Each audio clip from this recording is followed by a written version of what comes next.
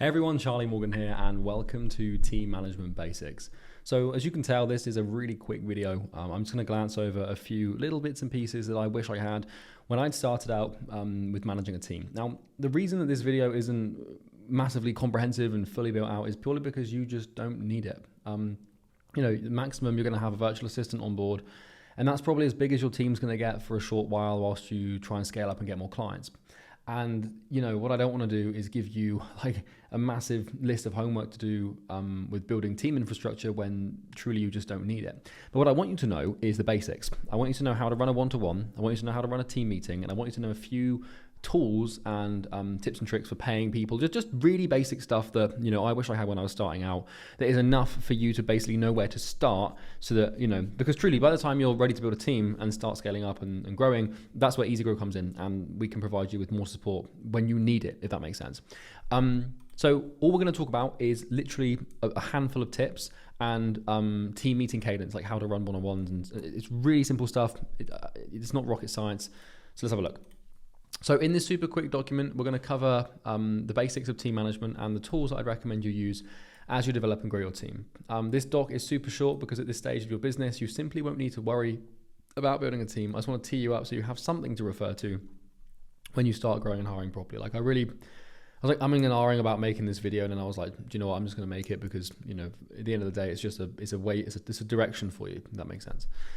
So literally, the most basic team management tips I can give you without overwhelming you or having you worry about your vision or your company culture or your team infrastructure or your CRMs or HR or opera. You don't need to worry about that stuff. All you need to know for now is when you build a team, for communication, use Slack. Okay, so Slack is a communication platform, which is the best platform in the world for team communication management. For project management, use Asana.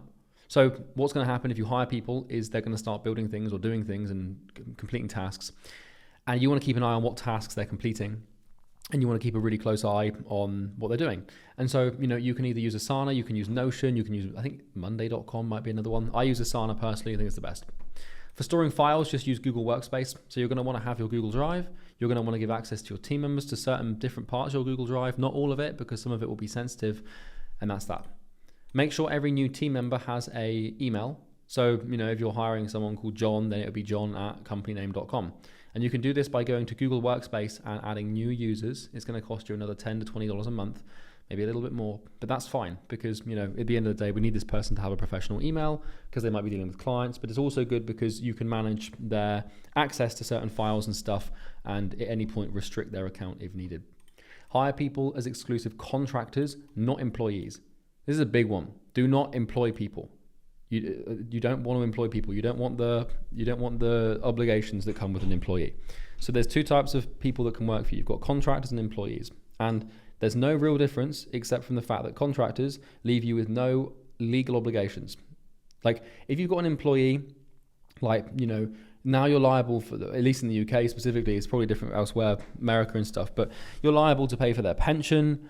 You're also liable to pay for their sick pay. You've got to give them certain amounts of holiday. Now they've got all these like legal rights, which is fine. Like that's employees should have that because they should be protected.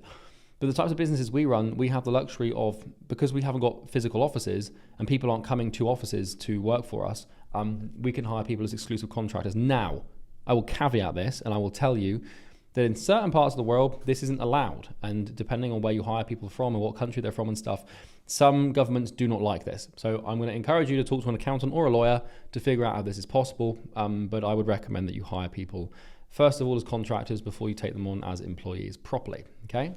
Otherwise, you've got a big headache coming because, you can't fire people. Like, if you want to just pivot on a dime and just like move quickly, you can't just fire someone. You have to have a reason, and it's the whole thing. Whereas contractors, you can just terminate their contract at any point. So select a payroll day where everyone gets paid at the same time. So you want to have a specific process for paying people. We pay people on the 5th of every month. So like it would be like, say it's the 5th of September, they would be paid for August's work on the 5th of September. And you always want to pay on time. Never, ever, ever miss payroll. I don't care if you haven't got the money, take it out of your own personal bank account or take a loan. Never miss payroll. Never, ever, ever be late paying your people. That's how you die. Because the only reason people work for you is because they get paid. Now, that's not always going to be the only reason. Some of them might do it because they love the job or because they love you or whatever for the experience, but never be late. And also make sure that your team members invoice you and always verify invoices. So what your team members will do every month is they will send you invoices for how much you owe them, and you will pay them what is on the invoice. But obviously you want to make sure that you're checking the invoices. So if they're doing project-based work, you pay them for the projects. If they're selling or closing or setting or buying or editing, like always just check the invoices, because people can be very cheeky unconsciously. And then the team meeting cadence. So you want to run one-on-ones with your employees at least once a month. So a one-on-one is just a 15 to 30 minute conversation where you can give the person a personal, direct opportunity with you to give you feedback on their role. You can give them an open space to voice concerns or worries about their job. You can ask them for feedback on what they need to do their job better, or what they need to do their job better. And you can ask them how you can make their life or job easier. So, one of the fastest ways to grow your company is to get feedback from people who are actually boots on the ground. And so your employees, because after a while, you become quite disconnected from them, and you want to be constantly updated on what's happening on the front line so you can make better decisions and make sure you're moving in congruency with the market. And so I did one-on-ones with all of my sales reps last month, and I did one-on-ones with all of them, so it was quite a long day. And all of them told me about a specific type of lead that was coming through from a specific ad. They were like, hey, yeah, so we've got this lead at the moment. So I just asked them point blank, I was like, hey, so like, what can I do to make your job easier? And they were all like, oh, can we just there's this one lead that keeps coming through, this type of lead from this ad. And these leads are just like the same and we can't close them. And everyone said it. And I was like, okay. And I went to marketing. I was like, we need to turn this ad off.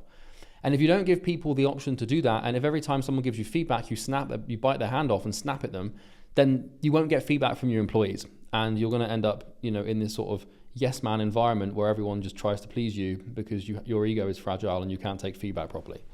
So I will ask my employees, I'll be like, look, is there anything that you'd like us to do differently about the company? And I'll give everyone the option to, every month to voice what they'd like to be done differently. And it doesn't mean you have to listen to them, because most of the time it's going to be incorrect or faulty, because the employee will only see specifically their piece. So if you're talking to a sales rep, they're only going to see it from a sales rep's perspective. They won't be considering marketing and finance and ops and all these things, right? So always seek to get ahead of these things. What I'm doing on one-on-ones is just digging for little gripes or concerns or anxieties that my team has. And then I can just pull them out, get them out in the open and solve them and resolve them before it blows up and the person quits or sabotages himself or something like that. So the group team meeting is simple. You want to meet with your whole team at least once a week. We do Friday afternoons every week for 1 hour, and these meetings are vital to your long-term growth. And the way that you run a team meeting is by working around the Zoom meeting and asking everyone what their win for the week is. And then also ask everyone what they're up to. So what I'll do is I'll round up my team. There might be a ton of us on the call at any given time. And all I'm doing on that team meeting is just going around one by one and asking people, hey man, so what's your win for the week? And what did you get up to this weekend? And when people are talking, don't interrupt them and let the team just flow. Because what will happen is people will chip in and you don't want to be this autocratic leader where only you are allowed to speak on the team meeting and you're talking at people. You don't want to just walk up and give a speech. You need it to be this environment where you can hang out with your team and sort of just chill with them. And some of my team meetings are just it's just we end up just chatting shit for an hour.